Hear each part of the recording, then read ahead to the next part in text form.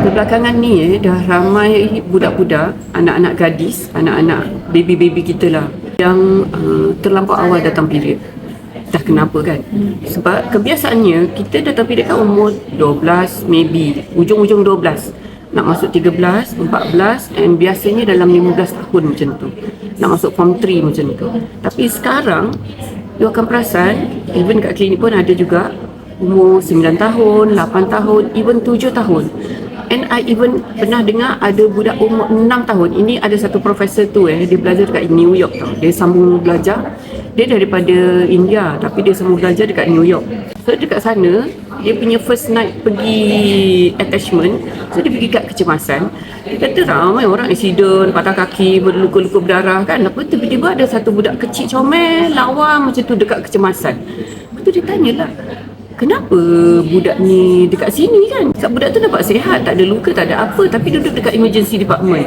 So mak dia macam marah lah sikit bila dia tanya-tanya tu. Lepas tu dia jawab, my baby girl is heavily menstruating, bleeding heavily, dia kata macam tu. Lepas tu dia rasa macam, tak boleh brain, she's only 6 years old, macam mana boleh period sampai heavy, sampai terpaksa end up in emergency department. Kat sini memang sangat common, ramai macam tu. So lepas tu dia study. Rupa-rupanya kenapa? Sebab dekat India dia kata orang India, kawan-kawan dia, saudara mara dia semua yang dia tahu umur 12, 13, 14. Kenapa dekat New York pelik 6 tahun dah period kan? So bila dia study, dia kaji, rupa-rupanya datang daripada susu. Sebab daripada kecil, okay, you imagine zaman sekarang, modern days most likely baby tu lahir pun daripada emak ayah yang tak berapa subur, yang diproseskan untuk dapat zuriat.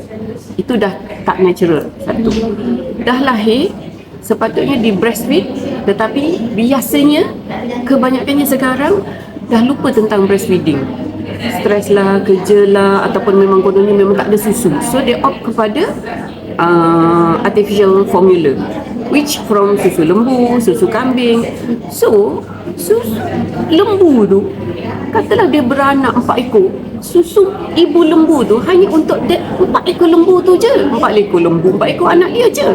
Macam mana dia boleh menghasilkan susu yang sangat banyak untuk supply for the whole world punya population? Of course, mestilah diberikan sesuatu untuk membanyakkan susu tu. Membanyakkan susu.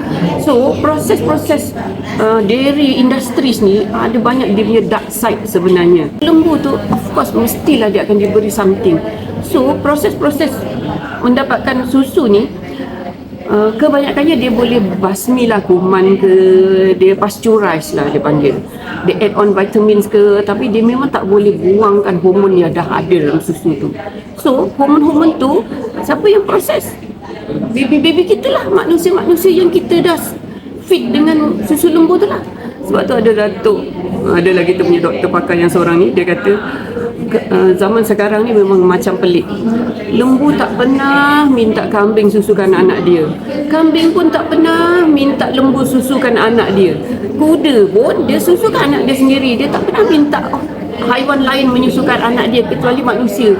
Manusia minta lembu susukan anak dia, manusia minta kambing susukan anak dia. Dah kenapa kan? Sebab tu ada banyak masalah-masalah semakin timbul disebabkan oleh punca-punca yang sebeginilah.